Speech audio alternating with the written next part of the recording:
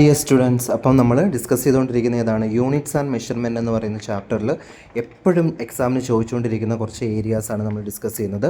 കഴിഞ്ഞ ക്ലാസ്സിൽ നമ്മൾ സിഗ്നിഫിക്കൻറ്റ് ഫിഗർ എന്ന് പറയുന്ന കാര്യം ഡിസ്കസ് ചെയ്തിട്ടുണ്ടായിരുന്നു അല്ലേ. അപ്പോൾ നമ്മൾ ഇന്ന് ഡിസ്കസ് ചെയ്യാൻ പോകുന്നത് അതിൽ ഏറ്റവും ഇമ്പോർട്ടൻ്റ് ആയിട്ടുള്ള നെക്സ്റ്റ് ടോപ്പിക്കായിട്ടുള്ള പ്രിൻസിപ്പിൾ ഓഫ് ഹോമോജനിറ്റി എന്ന് പറയുന്ന ടോപ്പിക്കാണ്.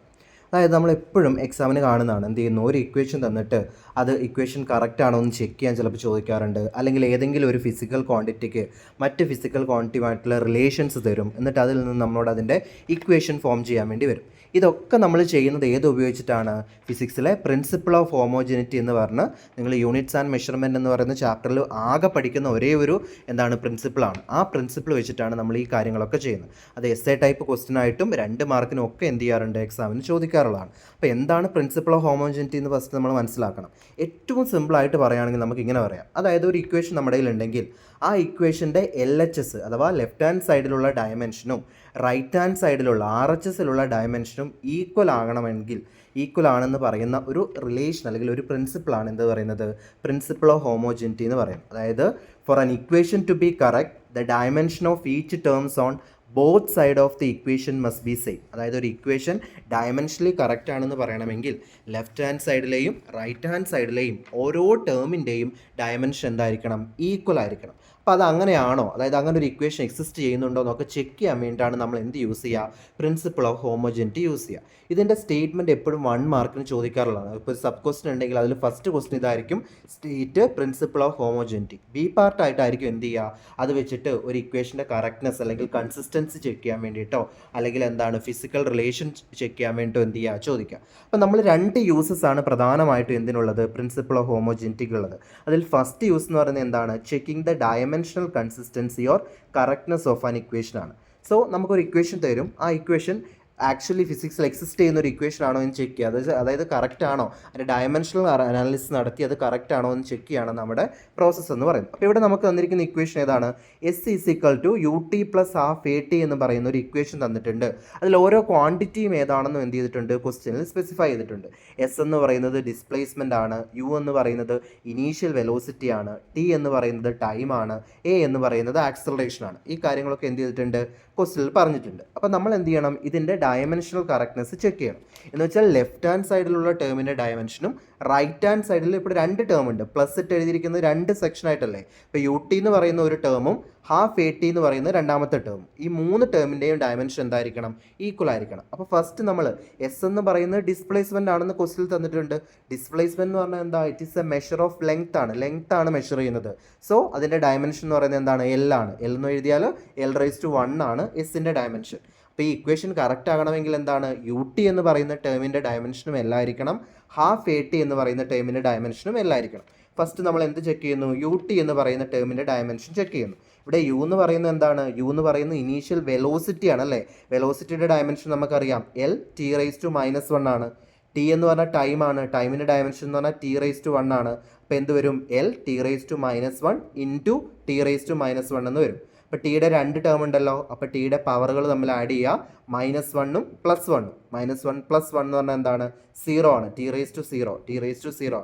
ഇനി ക്വാണ്ടിറ്റി T⁻0 എന്ന് പറഞ്ഞാൽ എത്രയാണ്, 1 ആണ്. അപ്പോൾ L⁻0 എന്ന് വരും. T⁻0 1 ആയതുകൊണ്ട് നമുക്ക് എന്ത് കിട്ടും, L എന്ന് കിട്ടും. അപ്പോൾ UTക്ക് എസിൻ്റെ അതേ ഡയമെൻഷനാണ്. അപ്പോൾ നമുക്ക് കൺഫേം ചെയ്യാനായില്ല, നമുക്ക് ഏത് കൂടെ ചെക്ക് ചെയ്യണം, ½ AT കൂടെ ചെക്ക് ചെയ്യണം. അപ്പോൾ ½ എന്ന് പറയുന്നത് കോൺസ്റ്റൻ്റ് ആണ്, അതിനെന്തില്ല, ഡയമെൻഷൻ ഇല്ല. അപ്പോൾ അതുകൊണ്ട് നമുക്ക് അതിൻ്റെ ഡയമെൻഷൻ ചെക്ക് ചെയ്യേണ്ട, എയുടെയും ടിയുടെയും മാത്രം ചെക്ക് ചെയ്താൽ മതി. അതാണ് നമ്മൾ സ്ക്വയർ ബ്രാക്കറ്റിൽ dimension of A into dimension of T എന്ന് എഴുതിയിരിക്കുന്നത്. A എന്ന് പറയുന്നത് ആക്സലേഷൻ ആണ്, ആക്സലേഷൻ ഡയമെൻഷൻ നമുക്കറിയാം എന്താ, L⁻⁻2 ആണ്. ടൈമിൻ്റെ ഡയമെൻഷൻ എന്ന് പറഞ്ഞാൽ T⁻1 ആണ്. മുമ്പേ ചെയ്തതുപോലെ എന്ത് ചെയ്യണം, ടിയുടെ പവറുകൾ തമ്മിൽ ആഡ് ചെയ്യണം. എല്ലിന് എക്സ്ട്രാ ടേം ഒന്നും ഇല്ല, എൽ അതേപോലെ എഴുതി ടിയുടെ പവറുകൾ തമ്മിൽ ആഡ് ചെയ്യുക. T⁻2 രണ്ടാമത്തേൽ +1 ആണ്. അപ്പം -2 + 1, -2നോട് 1 ആഡ് ചെയ്താൽ നമുക്ക് എത്ര കിട്ടും, -1 എന്ന് കിട്ടും. അപ്പോൾ എന്ത് കിട്ടി, L⁻⁻1 എന്ന് കിട്ടി. നോക്കിയേ, എസിൻ്റെ ഡയമെൻഷനും UTയുടെ ഡയമെൻഷനും ഈക്വൽ ആണ്, പക്ഷേ അത് ½ ATയുടെ ഡയമെൻഷനുമായിട്ട് ഈക്വൽ ആണോ, അല്ല. അതിൻ്റെ ഡയമെൻഷൻ L⁻⁻1 ആണ്. അപ്പം എല്ലാ ടേമിൻ്റെയും ഡയമെൻഷൻ ഈക്വൽ അല്ല. അതുകൊണ്ട് നമുക്ക് എന്ത് പറയാം, ഈ ഇക്വേഷൻ ഡയമെൻഷനലി കറക്റ്റ് അല്ല. അതുകൊണ്ട് ഇക്വേഷൻ എന്താണെന്ന് പറയാം, റോങ് ആണെന്ന് നമുക്ക് കൺഫേം ചെയ്യാം. അപ്പോൾ ഇതുപോലെ ഏതിൻ്റെ തന്നാലും അപ്പോൾ അതിന് ബേസിക് ആയിട്ട് നമ്മൾ എന്ത് ചെയ്യണം, വർക്ക് വരെയുള്ള ക്വാണ്ടിറ്റീസിൻ്റെ ഡയമെൻഷൻ നമ്മൾ പഠിച്ചു വെക്കണം. എങ്കിൽ മാത്രമാണ് നമുക്ക് എന്ത് ചെയ്യാൻ വേണ്ടി പറ്റുക, അത് ചെയ്യാൻ വേണ്ടി പറ്റും. അങ്ങനെ ഡയമെൻഷണൽ കറക്റ്റ്നെസ് നമ്മൾ ചെക്ക് ചെയ്യും. രണ്ടാമത്താണ് എന്ത് ചെയ്യുക, ഏതെങ്കിലും ഫിസിക്കൽ ക്വാണ്ടിറ്റീസ് തമ്മിലുള്ള റിലേഷൻ അത് വെച്ചിട്ട് നമുക്കൊരു ഇക്വേഷൻ ഫോം ചെയ്യാൻ വേണ്ടി ചോദിക്കും. ഇവിടെ ക്വസ്റ്റ്യൻ നോക്കിയേ, പീരീഡാണ്, പീരീഡുമായിട്ട് ബന്ധപ്പെട്ടിട്ടാണ് ചോദിക്കുന്നത്. പീരീഡ് എന്തിനെയൊക്കെ ഡിപ്പെൻഡ് ചെയ്യുന്നു അതാണ് ഞാനവിടെ ഹൈലൈറ്റ് ചെയ്ത് കൊടുത്തിരിക്കുന്നത്. പീരീഡ് ഡിപ്പെൻഡ് ചെയ്യുന്നത് എന്തിനാണ്, മാസ് ഓഫ് ദി ബോബ്, അതായത് ഒരു സിമ്പിൾ പെൻഡുലത്തിൻ്റെ പീരീഡ് എന്ന് പറയുന്നത് ഡിപ്പെൻഡ് ചെയ്യുന്നത് മാസ് ഓഫ് ദ ബോബിനെ, ലെങ്ത് ഓഫ് ദ എന്താണ് പെൻഡുലത്തിനെ, അതുപോലെ തന്നെ ആക്സലറേഷൻ ഡ്യൂ ടു ഗ്രാവിറ്റീനെ. ആ ക്വസ്റ്റ്യനിൽ നമുക്ക് അത്രയും കാര്യങ്ങൾ മാത്രമേ ആവശ്യമുള്ളൂ. പീരീഡ് എന്തിനെയൊക്കെ ഡിപ്പെൻഡ് ചെയ്യുന്നു, ബോബിൻ്റെ മാസിനെ ഡിപ്പെൻഡ് ചെയ്യുന്നു, ബോബിൻ്റെ അതുപോലെ പെൻഡുലത്തിൻ്റെ ലെങ്ത്തിനെ ഡിപ്പെൻഡ് ചെയ്യുന്നു, ആക്സലേഷൻ ഡ്യൂ ടു ഗ്രാവിറ്റീനെ ഡിപ്പെൻഡ് ചെയ്യുന്നു. അപ്പോൾ നമ്മളത് പ്രൊപ്പോർഷണാലിറ്റി ആയിട്ട് ഡിപ്പെൻഡ് ചെയ്യുന്ന ക്വാണ്ടിറ്റീസ് എഴുതി.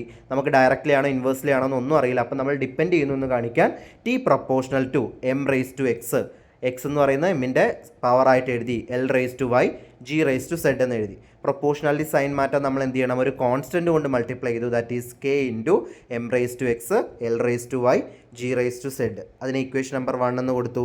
ഇനി എന്ത് ചെയ്തിരിക്കുന്നു, രണ്ട് ലെഫ്റ്റ് സൈഡിലുള്ളതിൻ്റെയും റൈറ്റ് സൈഡിലുള്ളതിൻ്റെ എല്ലാത്തിൻ്റെയും അറിയുന്നതിൻ്റെ ഡയമെൻഷൻ എഴുതി കൊടുക്കുകയാണ്. ടൈം പീരീഡ് ആണല്ലോ ലെഫ്റ്റ് സൈഡിലുള്ളത്, അപ്പോൾ എം എൽ ടി എന്ന് നമ്മൾ നോർമലി എഴുതി കഴിഞ്ഞാൽ എമ്മിൻ്റെ ടേമില്ല, എല്ല് ലെങ്ത്തിൻ്റെ ടേമില്ല, ആകെ ഉള്ളത് ടിയുടെ ടേമാണ്. അപ്പോൾ ടി റേസ് ടു 1 എന്ന് എഴുതി. റൈറ്റ് സൈഡിൽ മാസാണ്, അപ്പോൾ എം മാസിൻ്റെ ടേമിനെ അല്ലെങ്കിൽ ഡയമെൻഷൻ സൂചിപ്പിക്കാൻ എം റേസ് ടു ഉണ്ട്, അപ്പോൾ M raise to x. Length ആണ്, എൽ റേസ് ടു വൈ ഉണ്ട്.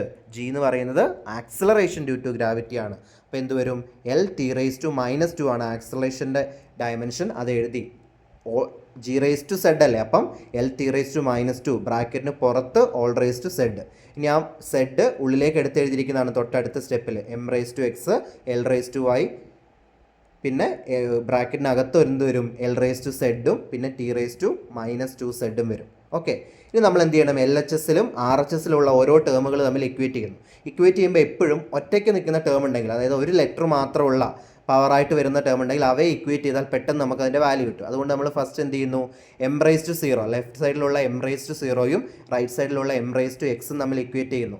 അപ്പോൾ രണ്ടും ഈക്വൽ ആകണമെങ്കിൽ എക്സിൻ്റെ വാല്യൂ എന്ത് തന്നെ ആയിരിക്കണം, എക്സ് ഈക്വൽ ടു 0 ആയിരിക്കണം. M raise to 0 equal to M raise to x ആകണമെങ്കിൽ എക്സിൻ്റെ വാല്യൂ എന്തായിരിക്കണം, 0 ആയിരിക്കണം. ഇനി ഒറ്റ ടേം ഉള്ളത് ഏതാ, ടിക്കാണ്. ടി റേസ് ടു -2 സെഡും ടി റേസ് ടു 1ഉം തമ്മിൽ ഇക്വേറ്റ് ചെയ്താൽ പവറുകൾ തമ്മിൽ ഈക്വലൻ്റ് ആയിരിക്കണം. അതായത് -2 സെഡ് ഈക്വൽ ടു എന്തായിരിക്കണം, 1 ആണ്. അതിൽ നിന്ന് സെഡ് കണ്ടുപിടിക്കാമല്ലോ, ഇൻറ്റു -2 ലെഫ്റ്റ് സൈഡിലേക്ക് കൊണ്ടുപോയാൽ എന്ത് വരും, സെഡ് ഈക്വൽ ടു -1/2 എന്ന് വരും. ഇനി എല്ലിൻ്റെ ഇക്വേറ്റ് ചെയ്യുക. ഇതിൽ നിന്ന് രണ്ട് ടേം ഉണ്ട്, അപ്പോൾ നമുക്ക് ഓൾറെഡി സെഡ് കിട്ടിയതുകൊണ്ട് എല്ലിൻ്റെ ഇതിന് ഇക്വേറ്റ് ചെയ്യാൻ എളുപ്പമാണ്. അപ്പോൾ L raise to 0 equal to L raise to y plus z എന്ന് നമുക്ക് വരും.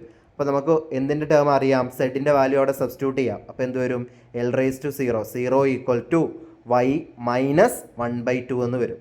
-1/2 ഇപ്പുറത്തേക്ക് വന്നാൽ എന്താവും, +1/2 ആവും. അപ്പോൾ വൈ ഈക്വൽ ടു 1/2 എന്ന് കിട്ടി. അപ്പോൾ എന്ത് കിട്ടി, എക്സ് 0 ആണെന്ന് കിട്ടി, സെഡ് -1/2 ആണെന്ന് കിട്ടി, വൈ 1/2 ആണെന്ന് കിട്ടി. നമ്മൾ ഇക്വേഷൻ 1ലേക്ക് സബ്സ്റ്റിറ്റ്യൂട്ട് ചെയ്യുന്നു. K into M raise to 0, L raise to 1/2, G raise to -1/2 എന്ന ഫോമിലേക്ക് മാറും.